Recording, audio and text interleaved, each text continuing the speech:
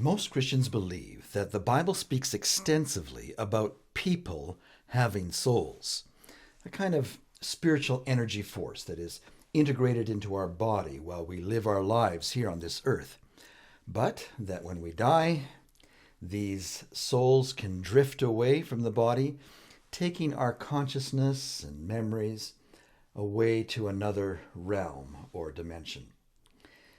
And yet, when scholars go and look closely for the soul in the Bible, they are finding that it is strangely missing.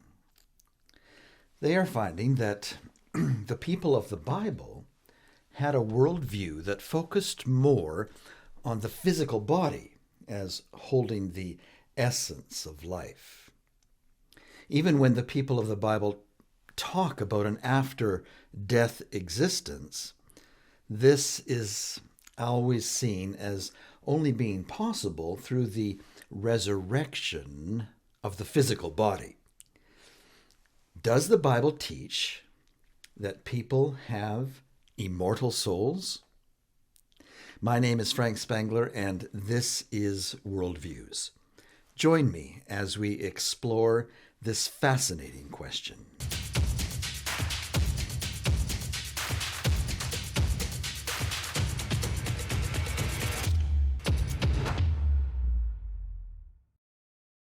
Of course, it would be difficult to cover this question in one podcast, and so I've decided to break this up over several presentations. Today, we will take a look for the soul in the Old Testament. And then later in a future podcast, we'll look for the soul in the New Testament. There are so many passages, especially in the New Testament, that on a simple surface reading seem to speak of people having souls, and we will want to talk about each of these individual references in greater detail. Some will warrant a whole podcast in and of themselves. If this topic is of interest to you and you would like to take a deep dive into Scripture with me on this, I invite you to follow the podcast or subscribe to our channel at YouTube.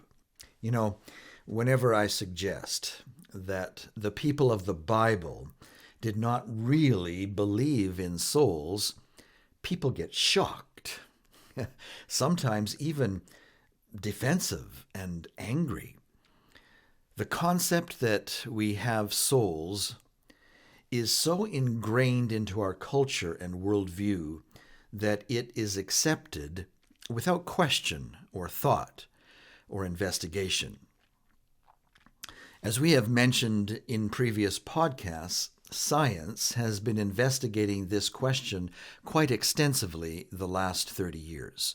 With their new sophisticated tools and brain scanning equipment, they have been searching for the soul. They've come up empty. Modern philosophers have been doing a lot of thinking about this as well, and as a result, they have made a real switch in their thinking about this matter, concluding with science that people don't have souls. And so, some theologians have been going back to the Bible to see what the Bible has to say, and they have come away from their studies surprised to discover that souls are hard to find in the Bible as well. I know right away people will be saying, wait a minute.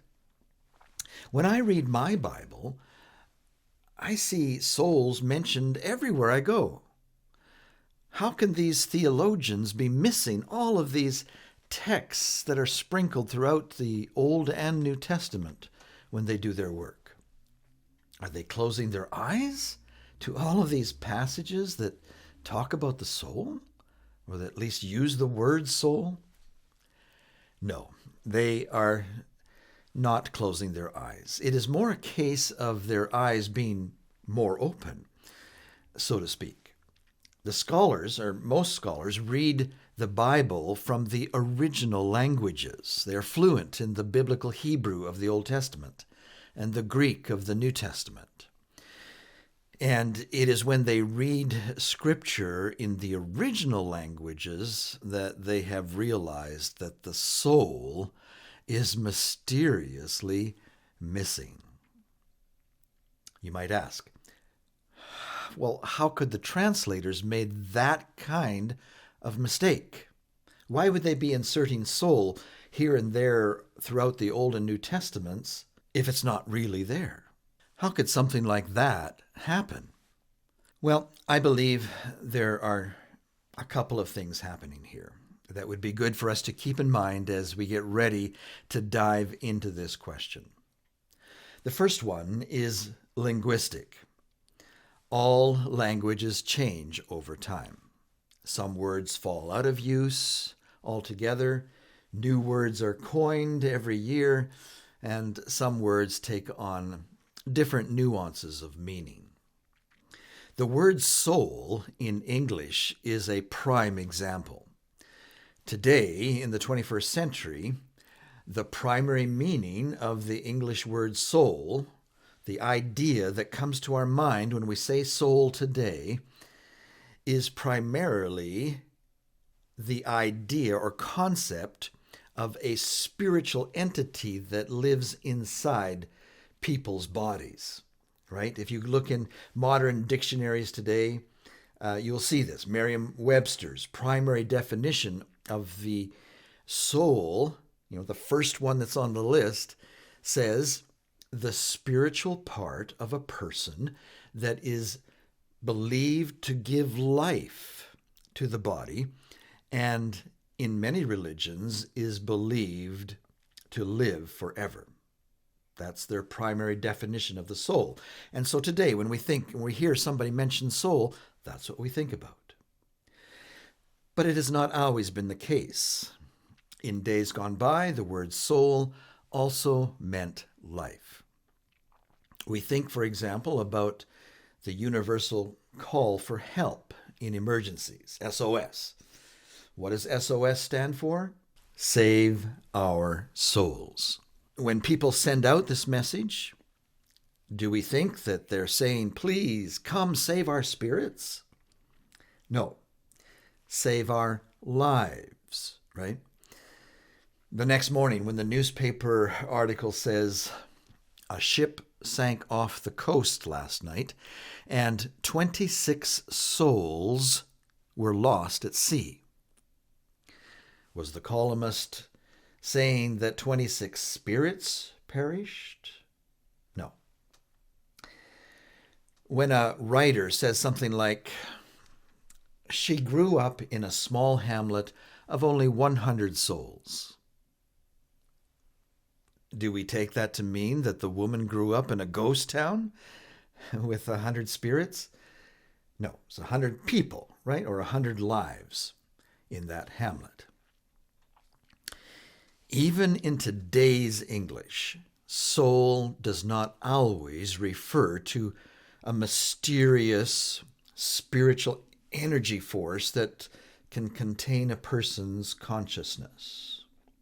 Try doing a Google search on synonyms for soul, and you will get words like life, person, human being, mind, personality, thought, vitality, feeling, intelligence, vital force, the breath of life, the essence, inspiration, and more. All of these words can be substituted in English with the word soul. You hear it every day in speech or see it in the written word, especially in poetry or song lyrics. Even the scientist who may be very adamant in their conviction that people do not have immortal spirits that survive death may be overheard casually saying things like, she really put her heart and soul into it. Or, that presentation caused me to do a lot of soul searching. Or they might say something like, oh, your music tonight really lifted my spirits. Have they suddenly started believing in spirits and souls? No.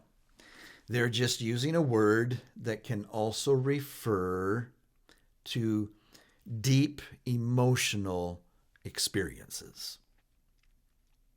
So we need to be careful. When we hear the word soul, it means or can mean a whole lot of other things besides that spirit that people think we have inside of our bodies. The second thing that I think we need to always keep in mind is that a lot can get lost in translation. I think a lot of people somehow believe that the Bible was written in English, but it was not. We've done a whole podcast on this, and you might want to search for that.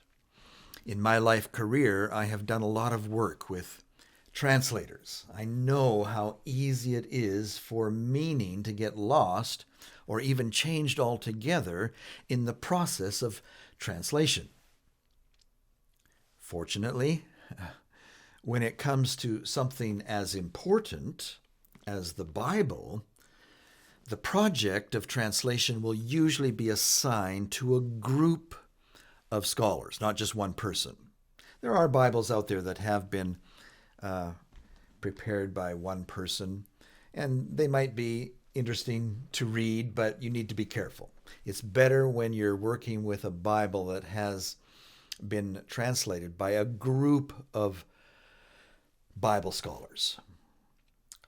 Even sometimes what will happen is they'll separate the groups of scholars and let them do their work separately and then bring the notes together in a collaborative process.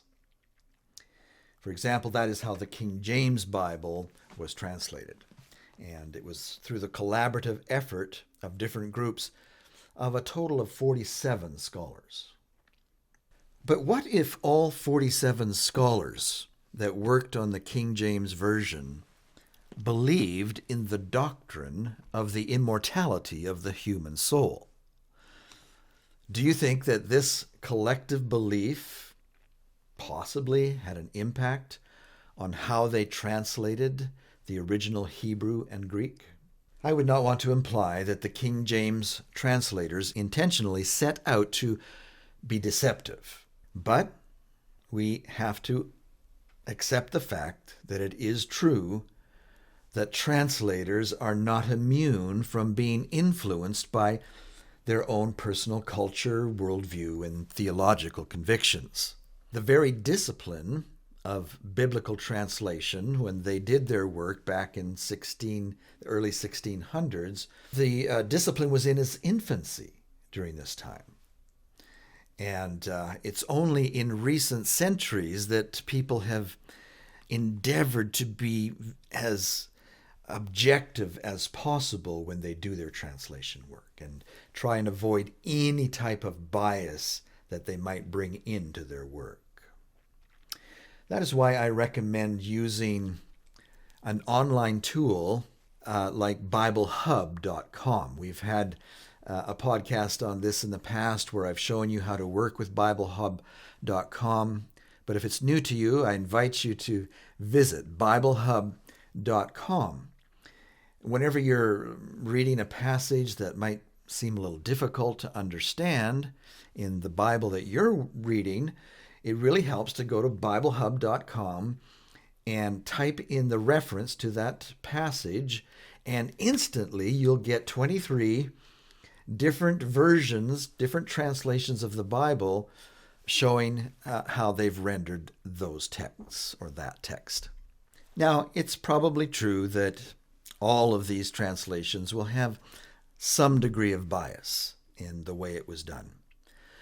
But at least using this tool, you can get a great cross-section of viewpoints and get a general consensus of how the 23 different groups of translators believed that a text of Hebrew from the Hebrew manuscript should be translated into modern English. And that's the other thing you need to keep in mind. The King James English is 400 years old now? And English has evolved and changed over the years. So unless you're a Shakespeare scholar that really understands the English as it was back then, you can run into problems just because it's so old. And it's helpful to look at modern translations that are bringing the original Hebrew and Greek into words that we're using today in English. When scholars work with the ancient Hebrew manuscripts, part of the difficulty that they run into is that there is a very limited vocabulary. In Old Testament Hebrew, it is said that if you were to learn just 800 words in ancient Hebrew, you would be able to read 80% of the Old Testament. Can you believe that? Just learn 800 words of ancient Hebrew, and you would be able to clearly read 80% of the Old Testament. The problem that you would run into, and what translators run into, is that these 800 words, each one of them can have multiple meanings. As you read and study Hebrew, you'll learn that there's no vowels, there's no punctuation marks, there's no accents in the original text, and so there's really no clues in the ancient Hebrew characters themselves that could even help you know which of the many words that Hebrew word can mean should be used. The only real way to guess what the original author really meant to say is by the context of the surrounding passage. That's what gives you the big clue. And it would also be extremely helpful to have an intimate knowledge of the worldview, philosophy, and theology of the author and the people of his culture. Can you begin to see how difficult it might be to determine the original intent of the author? Translators have a difficult row to hoe. They have to try their best to bring the original meaning through multiple veils when they do their translation work. It is not just the veil of language and how languages change over the course of 3,000 years. It is also the veil of culture, worldview, and the ability to work within the nuances of hyperbole, sarcasm, humor, and possibly allusions to the cultural beliefs that have long disappeared, not only of the Jewish and Israelite culture, but the culture of the surrounding nations as well. So it's not easy to be a translator, a biblical translator. We need to be kind to our friends, the translators, and be thankful that in our journey towards understanding and truth, we have such remarkable tools as BibleHub.com. With that introduction, let's take a look around the Old Testament a little bit and see if we can find the human soul. One of the first uses in the King James Bible is in Genesis chapter 2, verse 7. And the Lord God formed man of the dust of the ground and breathed into his nostrils the breath of life, and man became a living soul. Now, the first thing to note here is that the Bible, even in the King James, does not say that God gave man a soul. It says that he breathed into man the breath of life, and man became a living soul. There's a big difference. and it is important to get it right here. What does it mean to become a living soul? I believe that it simply means to become alive. A lifeless form becomes alive, becomes animated with the spark of life. Let's check to see what some other translators have done with this Hebrew text. The New International Version says, "And man became a living being." The NLT says, "And the man became a living person." The ESV says, "And the man became a living creature." I invite you to go to BibleHub.com and type in Genesis 2:7 and see how the vast majority of translators say something like living being instead of soul. Why did the King James translators go with soul when most others agree that it would be much better to translate this being or person? Well, remember, languages change. In 1611, the word soul more likely referred to the person. It'd be interesting to do a survey of the writings of Shakespeare and see what he meant when he used the word soul in that time period. Also, remember that all of the translators that worked on the King James Version believed in the theology of the immortal soul. Another thing that I really like about BibleHub.com is that it can enable the layperson to study like a Bible scholar. In addition to getting a quick survey here of other translations for any given text, there are also all sorts of tools like lexicons and commentaries that can be easily accessed here. For example, with this verse open, just go up and notice a line of menu items near the top of the page, and click on the one that says Hebrew. And this will take you to a page that gives a word-by-word breakdown of the original Hebrew text in Genesis 2, verse 7. And it'll allow you to zero in on the Hebrew word that the King James translators rendered soul. The first thing that you'll notice is that the lexicon itself, when doing a literal word-for-word translation, translates the Hebrew word here as a being rather than soul. But here is where the tool becomes really useful. Just click on the link in the far right column and you will be taken to a tool that has 3 of the most used concordances of the Bible. Here we see a listing of the other ways that the Hebrew word nephesh here has been translated. The ones that make the top of the list are living being, life, self, person, desire, passion, appetite, and emotion. Let's notice another example. The famous words of the 23rd Psalm. I'm sure you all know it. "The Lord is my shepherd, I shall not want. He maketh me to lie down in green pastures. He leadeth me beside the still waters. He restoreth my soul." Beautiful imagery. Encouraging words. I believe that the King James translators did an amazing job bringing this psalm through the veils of translation and culture while still keeping them all so beautifully poetic in English.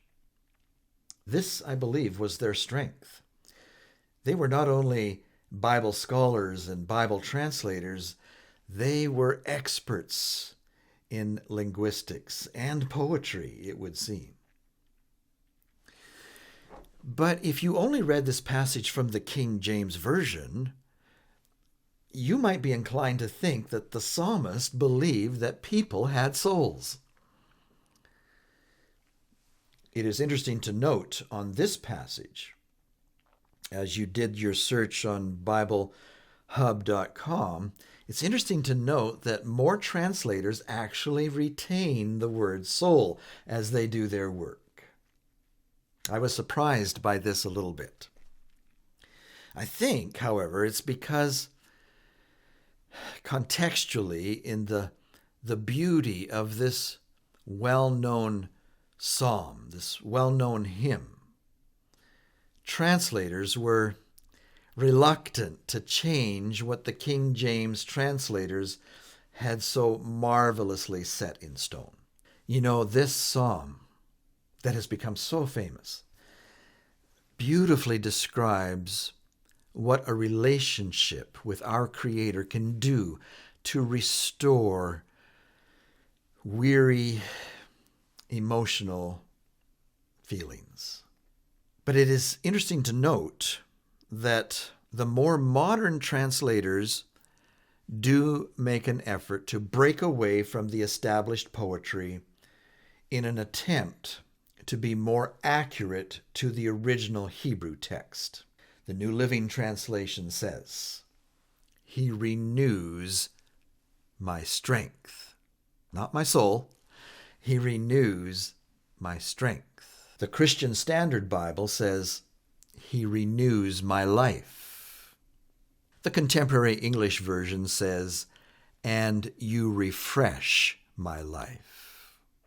It's interesting to note that the Amplified Version tries to walk the line between being reverent to the established poem, the way the King James Version did it, and offering a nod to the original Hebrew, when they put it like this: "He refreshes and restores my soul."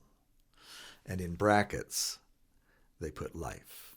Meaning to say, he refreshes and restores my soul. In other words, my life, if we want to understand the original Hebrew. Well, there are many examples of this same thing, where the King James translators used soul rather loosely. When checked against other translations, most go a different route. The next time that you are reading your King James Old Testament and you come across the word soul, just try substituting life, self, living being, person, desire, passion, appetite, emotion. I think that you will find it very interesting. Or may I suggest that you simply get a modern translation? I've recently been reading the New Living Translation, and I really am enjoying it. Of course, there will be the occasional passage that I come across that I have a little question about on the way that was translated, and I can accept that. And what I'll simply do is go to BibleHub.com and compare it with the 23 other translations and get an idea of what others say about that particular difficult passage. But for the most part, for devotional reading, I really, really enjoy the modern English. Well, here we are 20 minutes into this podcast, and we're still just kind of scratching the surface. I always seem to have a hard time getting past the introductory material, and yet I believe it's so important. There are many Christians who feel very passionate about their belief in the immortal soul. For a person like myself that likes to respect the culture and worldviews of others, I don't relish challenging these firmly held beliefs. But I believe that this issue is important and will become even more important as we approach the end of time. Before we sign off for this podcast, I might just say that perhaps the biggest argument for the position that the people of the Old Testament did not believe in the dualistic nature of people, the idea that people have a body and an immortal soul, dualism, or the dualistic nature of man. I believe that the most strong argument is the deafening silence on the subject in the Old Testament. An immortal soul, the promise of heaven, the threat of hell, or for that matter, any kind of mention of an afterlife are virtually non-subjects in the Old Testament. Concepts this important should be everywhere. They shouldn't be missing from the text, especially when the religious beliefs of the surrounding nations, such as the Canaanites and Egyptians, are so centered on the idea of the immortal soul and life after death. You would think it would be there. Let's take a look at some examples. When we look at the covenant agreement that God makes with Abraham, the promises that God makes include such things as making Abraham the father of a great nation. He was told that his descendants would be as countless as the stars of the sky and the dust of the earth.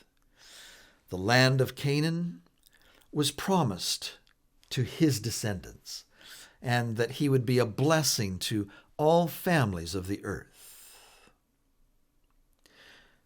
Where was the promise of eternal life? Heaven. A great reward in the afterlife. It is strangely absent from the agreement. Instead, all that God promises Abraham is a good long life on this earth, full of blessing. God says, "And thou shalt go to thy fathers in peace. Thou shalt be buried in a good old age." The same thing is repeated when God comes and makes a covenant agreement with Abraham's descendants. God tells Moses to tell the people, "Now, if you obey me fully and keep my covenant, then out of all nations you will be my treasured possession. Although the whole earth is mine, you will be for me a kingdom of priests and a holy nation." God later encourages the people to keep the covenant with wonderful incentives, such as, "You will be blessed in the country and the city. You will have many children, rich crops, and your animal herds will be increased. You will have many material blessings. You will have victory over your enemies. You will be respected and feared by the surrounding nations. Everything that you put forth your hand will be blessed." Deuteronomy 28. Did you notice?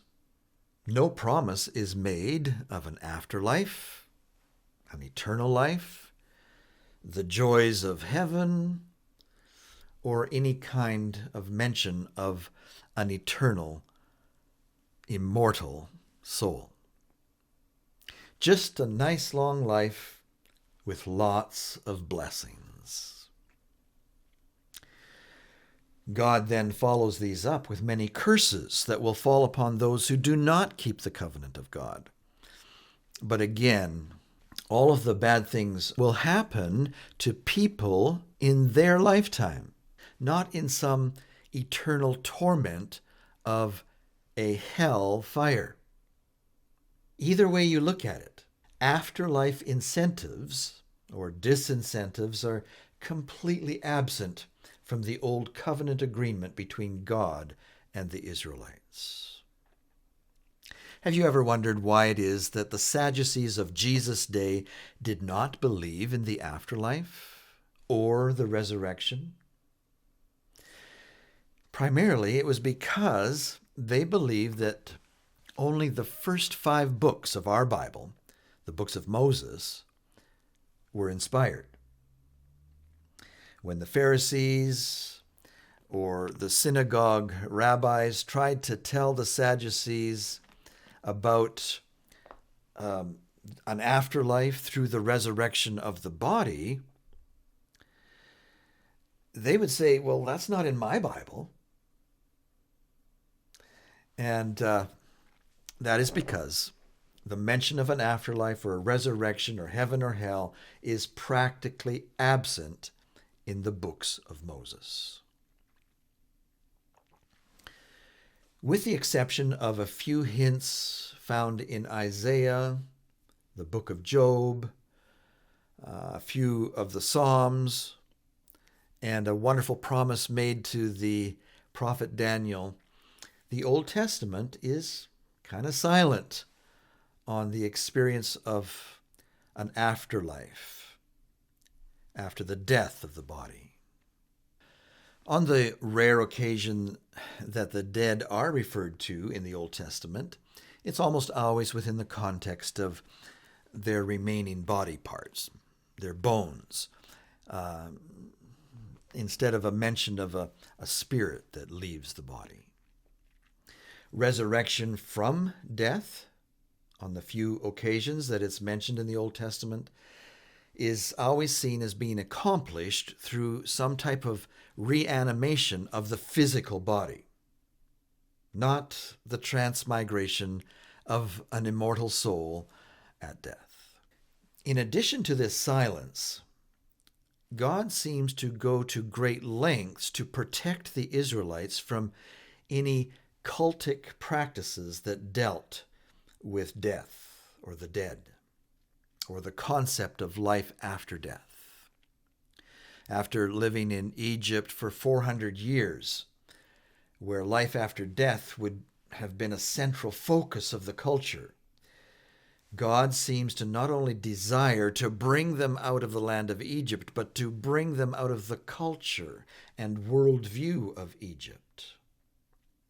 As they settle in Canaan, all of the other surrounding nations were steeped in ancestor worship. If you have ever wondered why the Israelites seemed to be so easily seduced by idol worship, and how they so often fell into the religious practices of their neighbors, I suspect that it has something to do with the idea of the immortal soul. I suspect that it was about a whole lot more than bowing down to carvings of stone and wood. The surrounding nations worshipped spirits that they believed to be the souls of their ancestors. And as you study anthropology and the world views and beliefs of cultures that are involved in this type of worship, you will find that many of them also get involved in sensational, supernatural experiences, such as the animation of objects and spirit possession. It was no doubt very exciting. The music and the dancing rituals in the groves where these idols were set up were likely transformative experiences that took people on journeys into the spirit world, out-of-body experiences, hallucinations. How else could it be explained that God's people could become so entranced in these religions that they would be willing to sacrifice their own children in a fire? I believe that this was the reason that God was so adamant that his people not practice any rituals that had anything to do with the dead. Ancestor worship, in reality, is a form of worshiping other gods, something strictly forbidden in the covenant, and indeed stated in the very first line of the very first law in the Ten Commandments, "Thou shalt not have any other gods before me." It may be that God was trying to protect his people from falling into the deceptions of the occult that so often accompany any investigations into the afterlife. Whatever his reasons were, the admonitions he gave are very clear. He said, "When you enter the land the Lord your God is giving you, do not learn to imitate the detestable ways of the nations there. Let no one be found among you who sacrifices their son or daughter in the fire, who practices divination or sorcery, interprets omens, engages in witchcraft, or casts spells, or is a medium or spiritist, or who consults the dead. Anyone who does these things is detestable to the Lord." Deuteronomy 18, 9-12. It would seem that part of God's ideal for his people to become a kingdom of priests and a holy nation would only be possible if they could be kept from the contaminating rituals of the afterlife belief systems.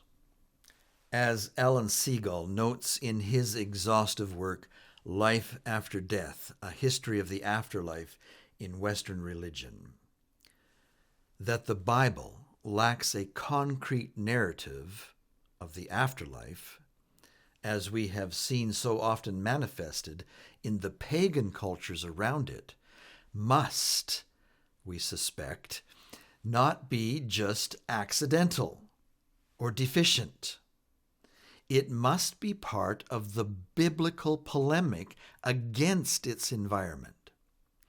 In contrast to the plethora of the different ideas about life after death in the great river cultures surrounding Israel, early Bible tradition seems uninterested in the notion of an afterlife. Practically every scholar who systematically surveys the oldest sections of the Bible text is impressed with the lack of a beatific notion of the hereafter for anyone. Well, we need to wrap up this podcast. I know that there's much more to talk about when it comes to the afterlife, as mentioned in the Old Testament. For example, the Old Testament talks about a place called Sheol. What is that about? Are the people there alive in any sense of the word? Are the dead in Sheol walking around in a dark mist forever, contemplating the life that they lived on this earth? What about the story of King Saul, who wanted to get some advice from the dead prophet Samuel? And so he goes to the witch of Endor to call on the spirit of the prophet to come up so that he can talk and ask him some questions. Doesn't this show that King Saul believed in souls or spirits? Or he would never have gone to the witch of Endor.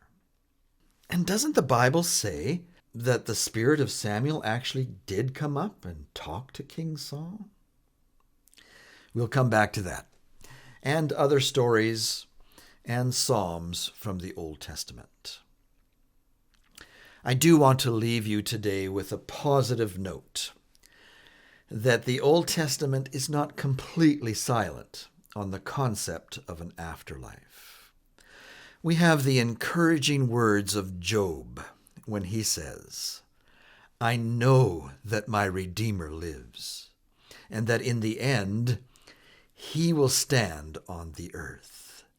And after my skin has been destroyed, yet in my flesh I will see God. I myself will see him with mine own eyes, I, and not another. How my heart yearns within me." I love that passage.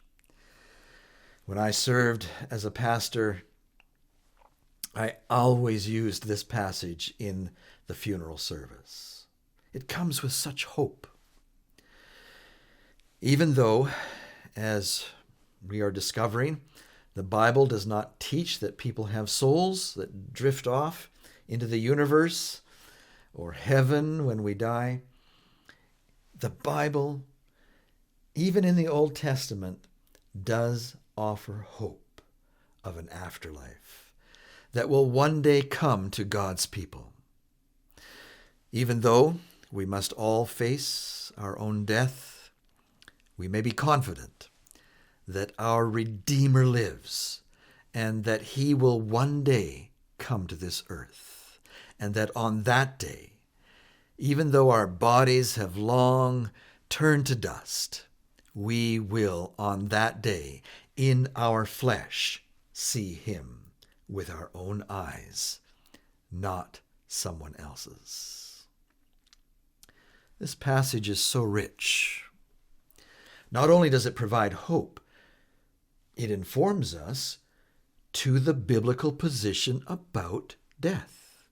It clearly states that we have one who has the power to redeem us from the state of death.